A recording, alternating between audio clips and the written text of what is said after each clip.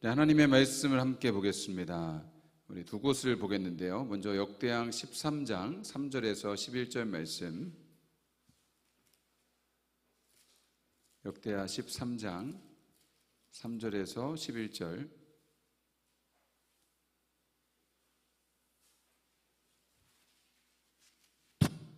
네, 함께 교독합니다. 역대상 13장 3절에서 11절입니다. 우리가 우리 하나님의 궤를 우리에게로 옮겨오자 사울 때에는 우리가 궤 앞에서 묻지 아니하였느니라 하매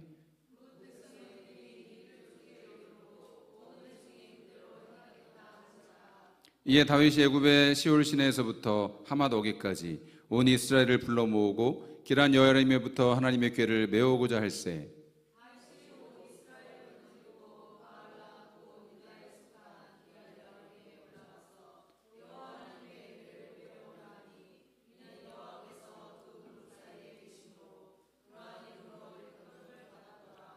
하나님의 궤를 새 수레에 싣고 아미나답의 집에서 나오는데 우사와 아이오는 수레를 몰며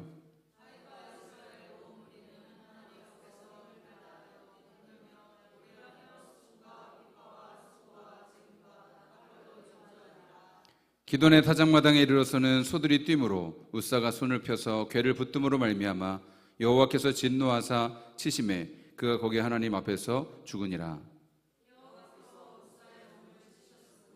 다윗이 노하여 그것을 베레스 우사라 부르니 그 이름이 오늘까지 이르니라. 아멘. 역대하 7장 12절에서 14절 말씀. 이 말씀은 우리 같이 한 목소리로 봉독하겠습니다.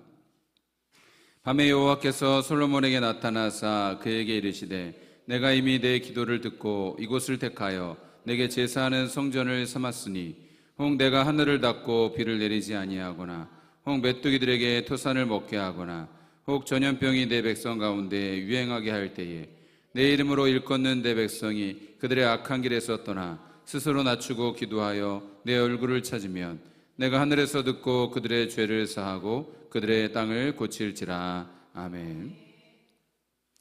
오늘 이 시간 봉독한 말씀 가지고 하나님께서 찾으시는 예배자라는 제목의 말씀을 선포할 때에 주님의 크신 은혜가 충만하시기를 간절히 바랍니다. 우리가 예수 믿고 나서 또 가장 먼저 접하게 되는 것이 바로 예배입니다. 예배를 우리가 아주 많이 드리죠. 우리가 매주 한 번씩만 예배를 드려도 1년이면 52번, 10년이면 520번입니다. 우리는 왜 이렇게 예배를 많이 드리는 것일까요? 예배는 무엇입니까? 예배는 죄인된 인간이 거룩한 하나님과 만나는 것입니다. 예배는 만남입니다. 우리가 아주 유명하고 높은 사람을 만난다고 생각해 보십시오. 내가 만나고 싶다고 만날 수가 없습니다. 그 사람이 나를 초청해 주거나 내가 있는 곳으로 와줄 때 만날 수가 있죠. 여러분, 그런데 놀라운 사실은 하나님께서 우리를 만나시기 위해서 이 땅에 찾아와 주시고 우리를 만나자고 초청해 주셨다는 것입니다. 이 세상에서 가장 높으신 하나님께서, 가장 놀라우신 주님께서 우리를 초대해 주시고 만나 주시기로 직접 찾아오셨다는 것이죠. 여러분, 그것이 가장 위대한 영광스러운 예배로의 초대인 줄로 믿습니다. 우리가 이 시간 우리 힘으로 이곳에 나온 것이라고 생각하지 모르지만 여러분, 하나님께서 우리를 불러주셨기 때문에 우리가 이곳에 온 것입니다. 하나님은 우리를 하나님을 예배하기 위해 만드셨다고 말씀하고 있습니다. 이사야 43장 21절 말씀에 보면 한번 같이 읽습니다. 이 백성은 내가 나를 위하여 지었나니 나를 찬송하게 하려 함이니라 라고 말씀합니다. 하나님께서 우리를 예배하기 위해 만드셨기 때문에 예배에 성공한 인생은 성공한 인생입니다. 예배에 실패한 인생은 실패한 인생인 것이죠. 제가 늘 간절히 사모하는 것은 하나님의 살아계신 임재가 함께하는 예배, 하나님의 영광이 임하는 그 예배인 것입니다. 그런데 오늘 이 아침에 우리가 한번 자신을 정직하게 돌아보기를 원합니다. 우리가 그 수많은 예배 중에서 정말 살아계신 하나님의 임재를 경험하고 그 영광에 압도되어서 눈물 흘려본 적이 언제입니까? 혹시 예배가 당연한 형식이 되어서 껍데기만 남아있지는 않습니까? 오늘 본문 역대기를 처음 읽었던 유다 백성들의 형편이 딱 그랬습니다. 바벨론 포로의 70년 생활을 마치고 돌아와 보니 집도 논밭도 다 황폐해져서 먹고 살기가 너무 힘들었습니다. 성전도 없었습니다. 그 지독한 인생의 가뭄 속에서 우리에게 무슨 소망이 있나 낙심하던 그들에게 이 역대기 저자는 선포를 합니다. 백성 여러분, 우리가 돈이 없어서 힘이 없어서 망한 것이 아닙니다. 우리가 하나님을 잃어버려서 망한 것입니다. 다시 우리가 진정한 예배를 회복하면 하나님께서 우리의 황폐한 땅을 고치실 것입니다. 이렇게 선포한 것이죠. 여러분, 이것은 3000년 전 유다 백성만의 이야기가 아닙니다. 오늘 지치고 메마른 심령 가운데 주님을 예배하는 우리 모두의 이야기인 것입니다. 오늘 우리 말씀을 듣는 가운데에 우리 예배를 향한 간절함이 회복되고 하늘문이 열리고 은혜의 담비가 쏟아지는 귀한 은혜가 있게 되시기를 간절히 축원합니다. 우리가 요즘 역대기 말씀을 묵상하고 있는데요, 역대기는 나라가 망하고 포로로 끌려갔던 이스라엘 백성들이 약속의 땅에 돌아와서 기록한 역사서입니다. 백성들이 약속의 땅에 돌아와 보니까 아무것도 없고 황폐한 땅만이 남아 있었습니다. 그때 역대기는 이 땅이 회복될 수 있는 길은 예배가 회복되는 것이고 하나님이 다시 이곳에 임재하시는 것이라고 역사를 통해서 말씀을 전하고 있습니다. 자, 그래서 이 역대기 말씀을 보면 예배에 대한 이야기가 정말 많이 나오는 것을 볼 수 있죠. 그리고 다윗과 솔로몬, 이 성전을 건축했던 그 두 사람의 이야기가 역대기의 중심을 이루고 있는 것을 보게 됩니다. 그래서 항상 그 기준이에요. 하나님을 찾았던 왕들은 선한 왕들이고 하나님을 떠났던 왕들은 악한 왕들이다. 그렇게 기록이 되어 있습니다. 이 역대기는 다윗이 왕이 되고 나서 제일 먼저 무엇을 했는지를 보여줍니다. 그는 군사력을 키우거나 궁궐을 먼저 지은 것이 아닙니다.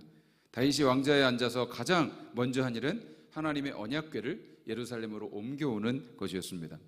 다윗의 평생의 소망은 하나님의 임재였기 때문입니다. 그래서 하나님의 임재를 상징하는 이 하나님의 법궤를 가까이에 두고 항상 하나님을 예배하고 싶었어요. 그래서 이 법궤를 옮겨오는 것이죠. 역대상 13장 13절 말씀 다시 한번 같이 봅니다. 우리가 우리 하나님의 궤를 우리에게로 옮겨오자 사울 때에는 우리가 궤 앞에서 묻지 아니하였느니라 라고 말씀합니다. 묻지 아니하였느니라는 것은 역대기 전체를 관통하는 핵심 단어입니다. 이것은 히브리어로 다라시, 영어로는 seek, 찾다, 구하다, 예배하다라는 뜻입니다. 사울이 망했던 이유는 단 하나, 하나님을 찾지 않았다. 하나님을 예배하지 않았기 때문이라는 것입니다.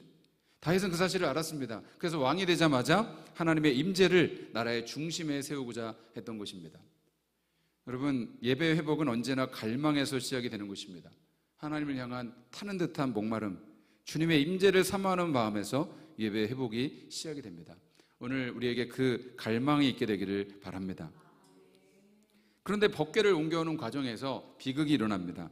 다윗이 만반의 준비를 갖추고 온 이스라엘과 함께 궤를 옮기러 나섰습니다. 동기는 순수했습니다. 그런데 방법이 문제였어요. 궤는 하나님의 말씀대로 반드시 레위 지파의 제사장들이 어깨에 메고 와야 했는데 그들은 수레에 실어서 궤를 옮기려고 한 것입니다. 하나님의 언약궤가 수레에 실려서 잘 오고 있는 것 같았습니다. 그런데 기돈의 타작마당에 이르러서 갑자기 소가 날뛰기 시작했습니다. 그러자 수레에 실린 법궤가 흔들렸고 그 법궤를 떨어지지 않기 위해서 웃사가 손을 내밀어서 그 법궤를 잡았습니다. 그때 그 자리에서 그가 즉사하고 만 것이죠. 이 일로 인해서 다윗과 온 나라가 충격에 빠졌습니다. 왜 이런 일이 일어날 것일까요? 하나님의 법궤를 옮겨오는데 왜 법궤를 만졌다고 이 웃사가 죽은 것입니까? 하나님의 거룩하심을 존중하지 않고 인간의 편의에 맞추려고 했기 때문입니다. 여러분, 수레라는 것은 사무엘상 6장에 보면 블레셋 사람들이 언약궤를 돌려보낼 때 썼던 방식입니다. 이방인의 방식을 그대로 가져온 것이죠. 하나님을 예배하는데 하나님의 방식대로 한 것이 아니라 세상의 효율과 편리성을 먼저 택한 것입니다. 편한 것을 택한 것입니다. 하나님의 말씀을 따르지 않고 그냥 편한 길을 간 것입니다.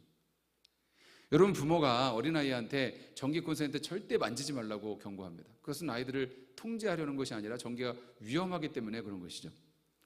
함부로 만졌다가는 죽을 수 있기 때문에 손대지 말라고 하는 것입니다. 근데 저는 어렸을 때 좀 호기심이 많아서 제가 그 콘센트를 반쯤 빼고 또 위험한 거라서 장갑을 끼고 그 콘센트에다 채젓가락을 댔던 적이 있었습니다. 불꽃이 튀고 막 난리가 났었죠. 그때는 전기가 110V였어요. 옛날 사람이죠. 그래서 제가 살았죠. 만약에 220V였으면 저도 죽고 집도 아마 불타버렸을 것입니다. 여러분, 절대 따라하지 마십시오. 우리 학생들 절대 따라하면 안 됩니다. 죽습니다. 전기가 그 정도로 힘이 세고 위험한 것이죠. 그래서 정해진 방법대로 반드시 매뉴얼대로 조심히 사용해야만 하는 것입니다. 그런데 하나님은 온 우주를 창조하신 분이십니다. 전기와는 비교할 수 없는 위엄과 능력이 우리 하나님께 있습니다. 전기는 알고 만져도 죽고 모르고 만져도 죽습니다. 그런데 여러분, 그 위력을 알면 조심하게 되죠. 그 위력을 알면 조심하게 됩니다. 만약 우리가 하나님을 함부로 대하고 있다면 그 하나님의 영광과 거룩하심을 모르기 때문인 것입니다. 모르고 있어도 죽는 것입니다. 우사의 비극을 통해서 하나님은 인간의 좋은 의도보다 당신의 거룩한 말씀이 더 우선됨을 말씀해 주셨습니다. 그리고 하나님이 말씀하실 말씀이 있죠. 사무엘상 2장 30절 말씀 한번 같이 읽습니다. 나를 존중히 여기는 자를 내가 존중히 여기고 나를 멸시하는 자를 내가 경멸하리라. 아멘. 오늘날 왜 하나님의 임재와 주님의 영광이 우리 예배 가운데 나타나지 않을까요? 하나님과 깊이 있는 그 만남에 대한 대가를 지불하지 않고 인간의 편의대로 하기 때문입니다. 하나님의 임재를 향한 위한 그 대가를 지불하지 않고 편한 길을 찾기 때문입니다. 대부분 여러분 요즘에 예배는 어떻습니까? 편한 의자에 앉아서 예배를 관람하는 것처럼 참여를 합니다. 어디에도 무거운 궤를 어깨에 메고 땀을 흘리거나 힘든 과정이 없습니다. 그저 수레에 실려오는 궤를 편하게 쳐다만 보는 것입니다. 여러분, 하나님은 거룩한 분이십니다. 우리는 주님의 영광에 합당한 영광과 존귀를 올려드려야 하는 것입니다. 만약 오늘 우리 예배에 대통령이 온다면 어떻게 하시겠습니까? 대통령이 방송 기자를 대동하고 오늘 예배 온다라고 하면 아마 제일 좋은 옷을 입고 제일 예쁘게 꾸미고 오실 것입니다. 예배 시간에 절대 늦지 않으려고 정말 긴장하며 준비를 할 것입니다. 그런데 여러분, 우리는 이 세상 가장 크신 하나님을 뵈러 오는데 우리의 마음가짐은 어떻습니까? 예전에 우리 부모님 세대는 하나님께 드릴 헌금을 준비한다고 다리미로 깨끗이 다려서 준비를 했다고 합니다. 여러분, 누군가는 왜 그렇게 유난을 떠냐고 할지 모릅니다. 그렇지만 그것이 그들에게는 하나님을 경외하는 마음가짐이었던 것입니다. 주일 예배를 위해서 전날부터 옷을 준비해 놓고 마음을 준비하고 일찍 자고 일찍 일어나는 것, 여러분, 그것이 세수레를 내려놓는 첫 걸음인 것이죠. 그렇게 우리는 하나님을 경외하는 마음으로, 주님을 가장 귀하게 여기는 마음으로 예배해야 하는 것입니다. 그때 주님의 영광이 우리 가운데 임하게 될 줄로 믿습니다. 여러분, 우리가 드리는 이 주일 예배에 우리의 생명이 걸려 있다고 여러분 생각해 보십시오. 여러분, 실제로 생명이 걸려 있는 것입니다. 예배를 잘 드리고 하나님을 만나야 우리 영혼이 사는 것입니다. 그렇지 못하면 우리 영혼이 죽습니다. 여러분, 예배를 온전히 드리지 못하면 우리 영혼이 힘을 얻지 못합니다. 죽을 병에 걸린 사람이 의사를 찾듯이, 목마른 사슴이 시냇물을 찾아 헤매듯이, 배고픈 아이가 먹을 것을 달라고 울듯이, 그렇게 우리 영혼이 주님을 찾고 구해야 할 줄로 믿습니다. 다윗이 이 비극 앞에서 포기하지 않죠. 역대상 15장에 보면 다시 일어나서 이렇게 고백합니다. 역대상 15장 13절입니다. 전에는 우리가 규례대로 그에게 구하지 아니하였음이라. 이번에는 다릅니다. 레위인들을 성결하게 하고 하나님의 말씀대로 제사장들이 어깨에 메고 언약궤를 모셔왔습니다. 다윗은 왕의 체면도 잊은 채 하나님 앞에서 온 힘을 다해 춤을 추면서 하나님을 예배했습니다. 그 예배 옆에 하나님의 영광이 임한 것이죠. 새 수레를 버린 자리에, 인간의 편리함과 방법을 버린 자리에, 하나님 말씀대로 순종했던 그 자리에 하나님의 임재가 채워지게 되었던 것입니다. 사랑하는 성도 여러분, 우리 하나님은 그 어떤 사람의 방법과 세상의 방식으로도 조종받거나 움직이는 분이 아니십니다. 하나님은 우리가 마땅히 경외하고 예배해야 하는 만유의 주님이십니다. 우리가 주님의 그 임재를 사모하는 예배자가 되기를 원합니다. 내 방법과 편의를 내려놓고 오직 하나님 말씀에 순종하는 예배, 주님의 얼굴을 구하는 그 예배자를 주님은 찾고 계시는 것입니다. 오늘 내 삶에서 어떤 새 수레를 내려놓아야 할지 한번 생각해 보기를 원합니다.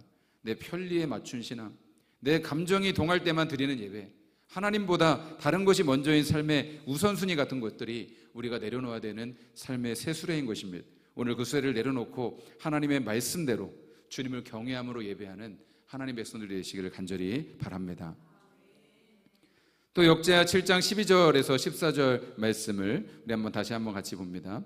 밤에 여호와께서 솔로몬에게 나타나사 그에게 이르시되 내가 이미 내 기도를 듣고 이곳을 택하여 내게 제사하는 성전을 삼았으니 혹 내가 하늘을 닫고 비를 내리지 아니하거나 혹 메뚜기들에게도 토산을 맞게 하거나 혹 전염병이 내 백성 가운데 유행하게 할 때에 내 이름으로 일컫는 내 백성이 그들의 악한 길에서 떠나 스스로 낮추고 기도하여 내 얼굴을 찾으면 내가 하늘에서 듣고 그들의 죄를 사하고 그들의 땅을 고칠지라. 아멘.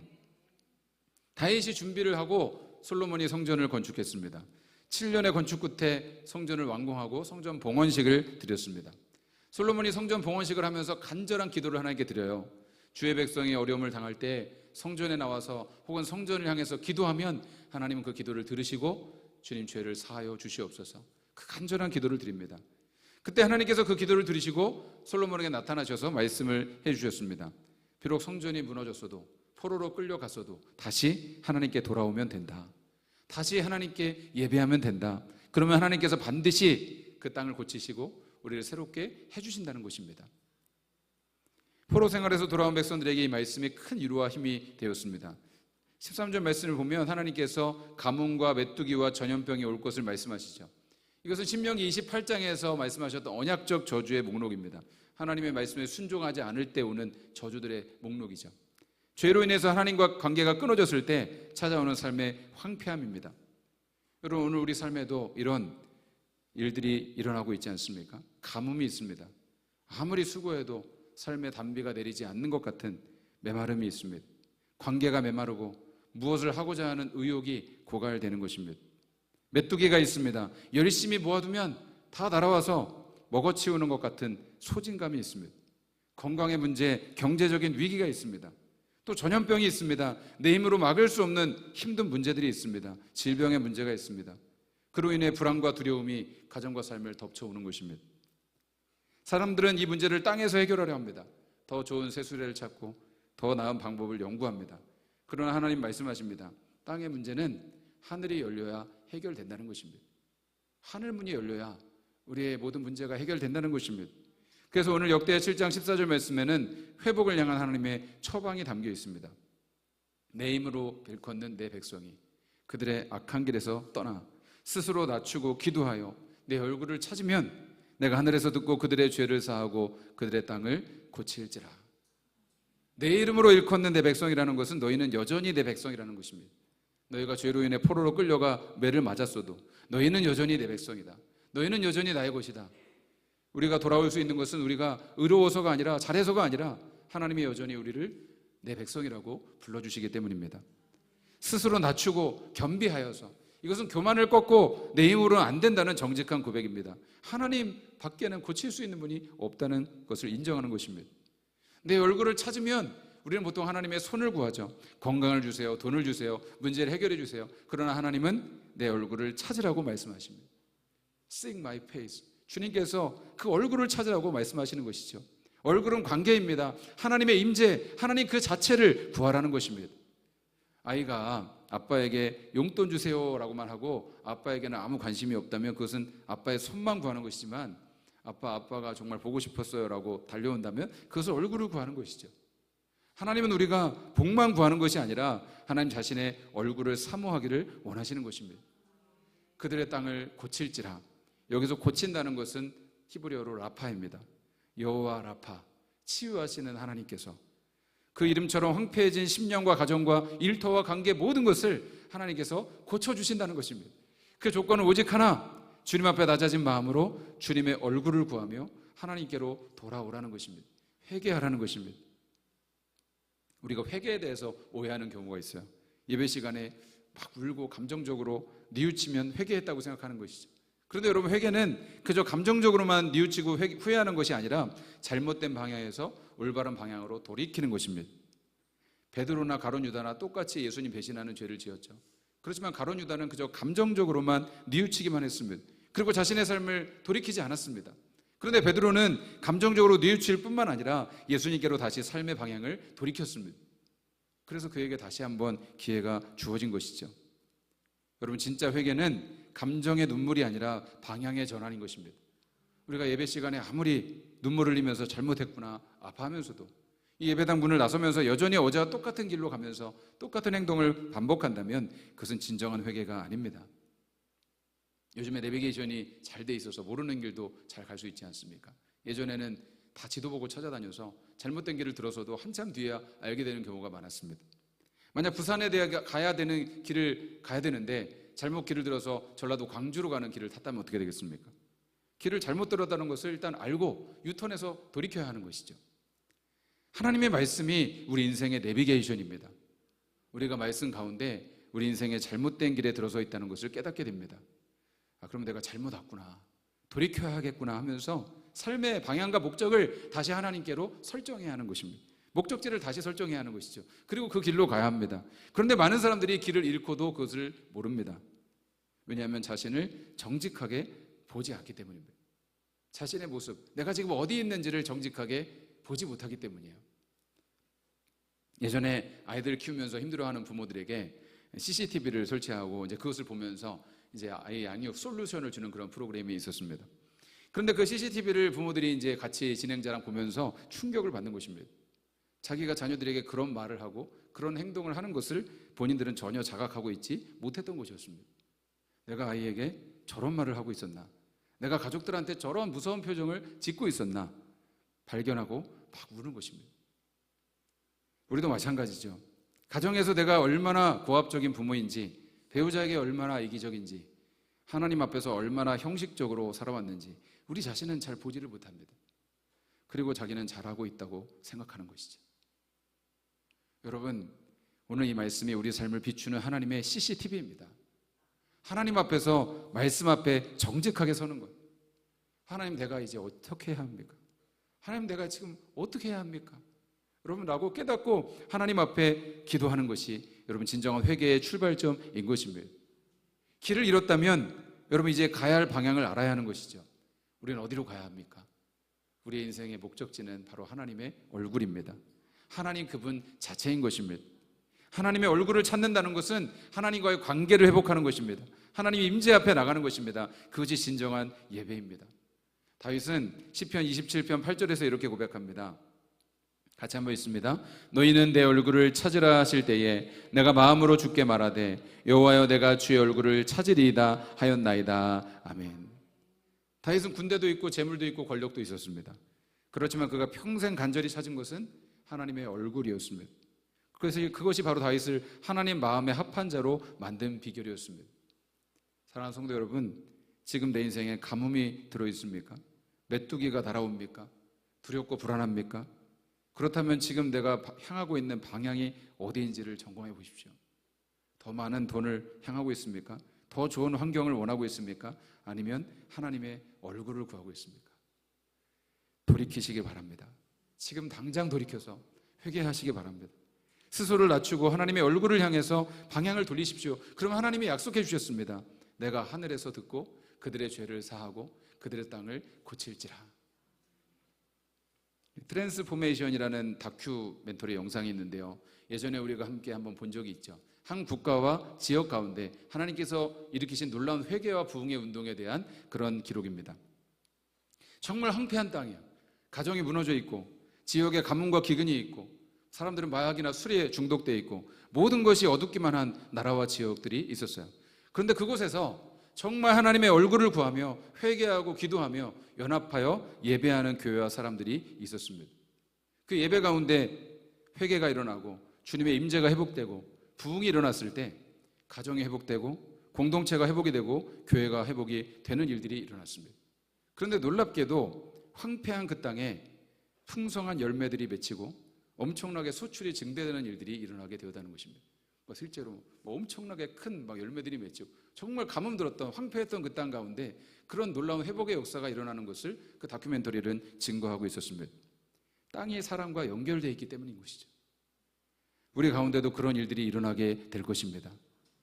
사랑하는 성도 여러분, 우리 예배가 세상적인 방식을 내려놓고 하나님의 말씀 위에 서는 예배, 내 삶의 방향을 틀어 하나님의 얼굴을 구하는 예배가 되기를 바랍니다. 그때 하나님은 하늘 문을 여시고 이 땅을 고쳐주실 것입니다.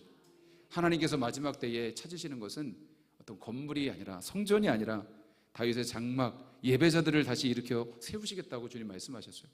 사도행전 15장 16절 말씀에 이후에 내가 돌아와서 다윗의 무너진 장막을 다시 지으며 또 그 허물어진 것을 다시 지어 일으키리니, 주님이 그런 예배자를 찾고 계시는 것입니다. 예수님은 요한복음 4장 23절에서 사마리아 여인에게도 말씀하십니다. 같이 한번 읽습니다. 아버지께 참되게 예배하는 자들은 영과 진리로 예배할 때가 오나니 곧 이때라. 아버지께서는 자기에게 이렇게 예배하는 자들을 찾으시느니라. 아멘.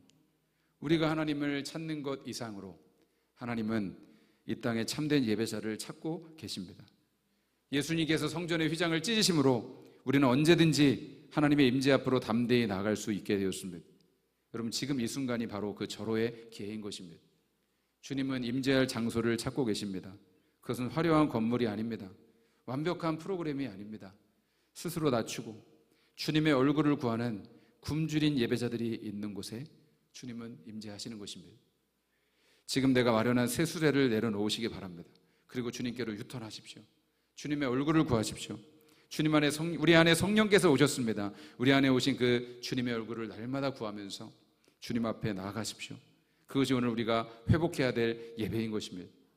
우리 안에 주님을 향한 그 갈망이 회복이 되고 타들어가던 우리 인생에 하늘문이 열리고 은혜의 담비가 쏟아지는 주님의 역사가 있기를 간절히 축원합니다.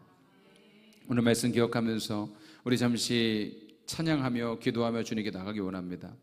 오늘 설교 우리 말씀을 그대로 가사로 담은 찬양이 바로 나의 백성이라는 찬양입니다. 주님 앞에 겸비함으로 낮아짐으로 주님께 기도하며 주님의 얼굴을 구하여 주님 그 악한 길에서 떠나기를 원합니다.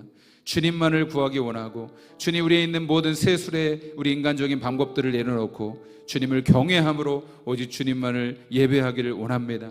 우리의 잘못된 악한 길에서 떠나 오직 주님의 얼굴을 구하며 주님께로 돌이킬 수 있는 저희 모두가 되게 하여 주시옵소서. 하늘문을 여시고 우리의 가정과 우리의 삶과 우리의 나라와 교회를 주님 고쳐 주시옵소서. 우리 기도하는 마음으로 간절한 마음으로 이 찬양 드리며 결단하며 기도하며 주님께 나가기 원합니다. 나의 백성이 다 겸비하여 내게 기도하며 나의 얼굴을 구하여서 그 악한 길 떠나며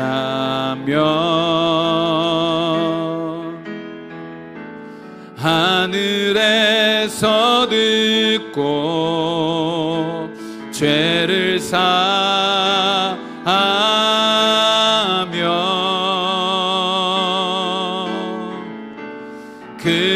그들의 땅을 고치리라. 아버지여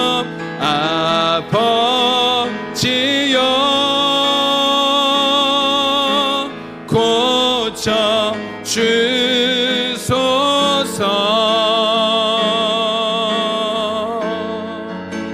이 나라 주의 것 되게 하소서.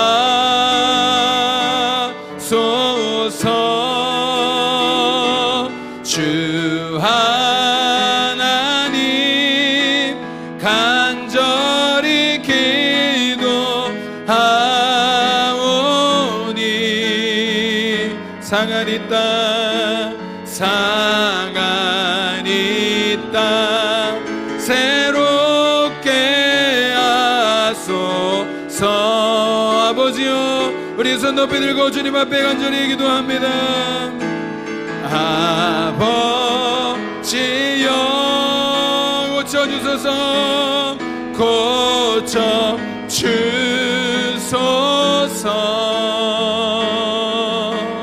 이 나라 주의 것 되게 하소서.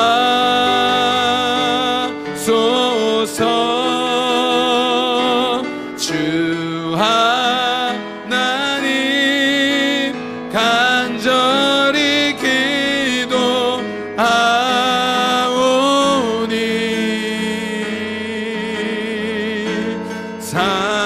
상하니 땅 새롭게 하소서. 여호와께 돌아가자. 여호와께 돌아가자. 우린 돌아서도 그는 변치 않네. 여호와께 돌아가자. 우린 넘어져도 그 사랑 영원한 여호와께 돌아가자. 여호와께 돌아가자. 우린 돌아서도 그는 변치 않네. 여호와께 돌아가자. 우린 넘어져도 그 사랑 영원하네. 우리 주님의 루지간절히 동성으로 기도합니다. 주